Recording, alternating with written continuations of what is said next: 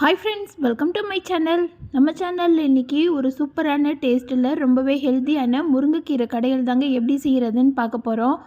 நார்மலாக முருங்கைக்கீரையை நம்ம பொரியலாக செஞ்சோம்னா யாருமே சாப்பிட மாட்டாங்க. குழந்தைங்களும் சரி, பெரியவங்களும் சரி மென்று சாப்பிட்றதுக்கு ரொம்பவே கஷ்டப்படுவாங்க. அவங்களுக்குலாம் இந்த மாதிரி முருங்கைக்கீரையை கடையில் செய்து கொடுக்கும்போது சாதத்தோடு பரட்டி சாப்பிட்றதுக்கு ரொம்பவே ஈஸியாக இருக்குங்க. அது மட்டும் இல்லை, டேஸ்ட்டும் ரொம்பவே அட்டகாசமாக இருக்கும். நம்மளும் முருங்கைக்கீரையை குழந்தைங்களுக்கு கொடுத்த மாதிரி ஒரு சாட்டிஸ்ஃபேக்ஷன் இருக்கும்.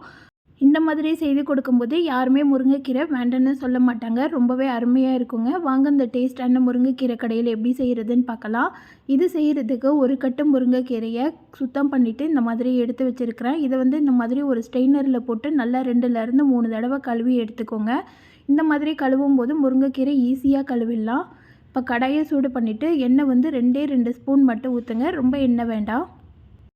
எண்ணெய் சூடானதும் 1 ஸ்பூன் அளவு சீரகம், ஒரு கொத்து கருவேப்பிலை, ஒரு 5லேருந்து 6 பல் பூண்டு, சின்ன வெங்காயம் 10 சின்ன வெங்காயம் சுத்தம் பண்ணிவிட்டு வச்சுருக்கிறேன். நறுக்க வேண்டாம், அப்படியே முழுசாகவே சேர்த்துக்கோங்க. இதெல்லாத்தையும் சேர்த்துட்டு நல்லா வதக்கி விட்டுடலாம். வெங்காயம் லைட்டாக கண்ணாடி பதம் வர வரைக்கும் வதங்கினா போதுமானது. வெங்காயம் லைட்டாக கலர் சேஞ்ச் ஆக ஆரம்பிச்சோன்னே ஒரே ஒரு பச்சை மிளகாய் எடுத்துருக்கிறேன். அதை 2ஆக உடச்சிட்டு சேர்த்துருக்குறேன். நான் காரம் இல்லாமல் தான் செய்கிறேன், அதனால் ஒரு பச்சை மிளகாய் சேர்த்துருக்குறேன். உங்களுக்கு காரமாக வேணும்னா எக்ஸ்ட்ராவாக ஒரு 2 மிளகாய் சேர்த்துக்கோங்க. இது கூட ஒரே ஒரு தக்காளி பழம், மீடியம் சைஸ் தக்காளி பழம், நடுவில் இருக்கிற அந்த காம்பை மட்டும் கட் பண்ணிவிட்டு நீளமாக அரிஞ்சிட்டு சேர்த்துருக்குறேன். அதையும் சேர்த்துட்டு வதக்கி விட்டுடலாம். தக்காளி வெங்காயம் எல்லாம் ஓரளவுக்கு வதங்கி வந்தோடனே நம்ம சுத்தம் பண்ணி வச்சுருக்கிற முருங்கைக்கீரையை சேர்த்துக்கலாம். சேர்த்துட்டு கீரை வேகிறதுக்கு தேவையான அளவு தண்ணி தெளிச்சுக்கலாம்.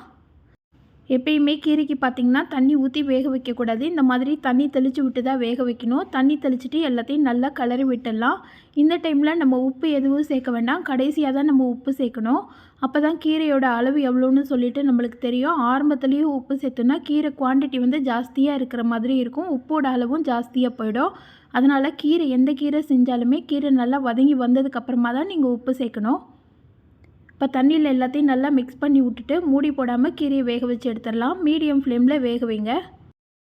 கீரை வேகிறதுக்கு பார்த்திங்கன்னா குறைஞ்சது ஒரு 4லேருந்து 5 நிமிஷம் ஆகுங்க. முருங்கைக்கீரை கொஞ்சம் டைம் எடுத்து தான் வேகும். நல்லா வெந்து வந்தால் தான் குழந்தைங்களுக்கும் சரி, பெரியவங்களுக்கும் சரி கொடுக்கும்போது டைஜஷன் ப்ராப்ளம் இல்லாமல் இருக்கும். இப்போ கீரையை நல்லா வெந்துருச்சு. ஆற வச்சுட்டு மிக்ஸி ஜாரில் சேர்த்துக்கலாம். இந்த டைமில் நம்ம உப்பு சேர்த்துக்கலாம். நான் இன்றைக்கி கடையில் செய்கிறதுக்கு மிக்ஸி ஜாரில் பல்சில் வச்சு சுற்றி எடுக்க போகிறேன். நீங்கள் மத்து இருந்ததுனாலும் மத்தில் கடைஞ்சி எடுத்துக்கலாம். பல்சில் வச்சுட்டு சுற்றுங்க. லைட்டாக ஒரு 2 சுற்று சுற்றினாலே போதுங்க. நார்மல் மூடு வேண்டாம்.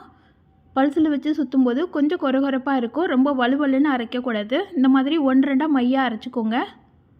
பார்த்திங்கனாலே தெரியும் கீரை எந்த மாதிரி கன்சிஸ்டன்சியில் இருக்குதுன்னு சொல்லிவிட்டு. இப்போ இதுக்கு ஒரு சூப்பரான தாளிப்பு கொடுத்துடலாம். தாளிப்பு கரண்டியில் 2 ஸ்பூன் அளவு எண்ணெய் சேர்த்துக்கலாம். இதில் 1 ஸ்பூன் அளவு கடுகு உளுந்த பருப்பு, 1/2 ஸ்பூன் அளவு சீரகம், 2ஐயும் சேர்த்து நல்லா பொரிய விட்டுடலாம். கடுகு சீரகமும் பொரிஞ்சு வர டைமில் ஒரு 5-6 பல் பூண்டை 1-2 இடித்து வச்சுருக்கிறேன். அதை சேர்த்துக்கலாம். பூண்டை நல்லா இடிச்சிட்டு சேர்க்கும்போது கீரை கடையில் நல்ல மணமாக இருக்குங்க. இது கூட ஒரு கொத்து கருவேப்பிலை சேர்த்துக்கலாம். 2 காஞ்ச மிளகாவை 1-2 கிள்ளிட்டு சேர்த்துக்கலாம். இந்த கீரை கடையிலுக்கு காரம்னு பார்த்திங்கன்னா முதல்ல சேர்த்த ஒரே ஒரு பச்சை மிளகாவும் இப்போ சேர்த்துருக்கிற 2 காஞ்ச மிளகா மட்டும்தான் காரத்துக்கு சேர்த்துருக்குறேன். இந்த மாதிரி கொடுக்கும்போது குழந்தைங்கள்லாம் சாப்பிட்றதுக்கு விருப்பப்படுவாங்க. இது கூட ஒரு கைப்பிடி அளவு சின்ன வெங்காயத்தை நல்லா இந்த மாதிரி க்ரஷ் பண்ணி விட்டு பொடியாக கட் பண்ணிவிட்டு இந்த மாதிரி க்ரஷ் பண்ணி விட்டு சேர்த்துக்கோங்க. வெங்காயம் நல்லா செவந்து வர வரைக்கும் வதக்கிக்கலாம். வெங்காயம் ஓரளவுக்கு நல்லாவே செவக்க ஆரம்பிச்சிருச்சு. இந்த டைமில் நம்ம கடைஞ்சி வச்சுருக்கிற கீரையில் இந்த தாளிப்பை சேர்த்துக்கலாம். என்னதான் நம்ம கீரை கடையில் ரொம்ப டேஸ்ட்டாக பண்ணியிருந்தாலும் அதுக்கு இந்த மாதிரி ஒரு சூப்பரான தாளிப்பு கொடுக்கும்போது தாங்க அது கம்ப்ளீட் ஆகும். இந்த தாளிப்போடு சேர்த்து இந்த கீரை கடையில் பரட்டி விட்டுடலாம். பரட்டி விட்டுட்டு சுட சுட சாதத்தில் ஒரே ஒரு அப்பளம் இருந்ததுன்னா நல்லா உதுத்து விட்டுட்டு சேர்த்துக்கோங்க. இந்த கீரை கூட சாப்பிட்றதுக்கு அவ்வளவு அட்டகாசமாக இருக்கும். இந்த அப்பளத்தோடு சாப்பிடும்போது சைடிஷ் எதுவுமே தேவைப்படாதுங்க. முருங்கைக்கீரை சாப்பிட பிடிக்காதவங்களுக்கெல்லாம் இந்த மாதிரி கீரை கடையில் செய்து கொடுங்க. விரும்பி சாப்பிடுவாங்க. டேஸ்ட்டும் ரொம்பவே அருமையாக இருக்கும். முருங்கைக்கீரையில் இரும்பு சத்து ஜாஸ்தியாக இருக்கிறதுனால வாரத்தில் 2 முறை கண்டிப்பாக சேர்த்துக்கும் போது கைகால் வலியெல்லாம் காணாமலே போயிடுங்க. இந்த டேஸ்டான ஹெல்த்தியான முருங்கைக்கீரை கடையில் இதே மாதிரி மெத்தடில் நீங்களும் செய்து பாருங்கள். செய்து பார்த்துட்டு எப்படி இருந்துச்சுன்னு கமெண்ட் பண்ணுங்கள். இந்த வீடியோ பிடிச்சிருந்ததுன்னா இந்த வீடியோவுக்கு லைக் பண்ணி சேனலை சப்ஸ்கிரைப் பண்ணிவிடுங்க. Thank you friends.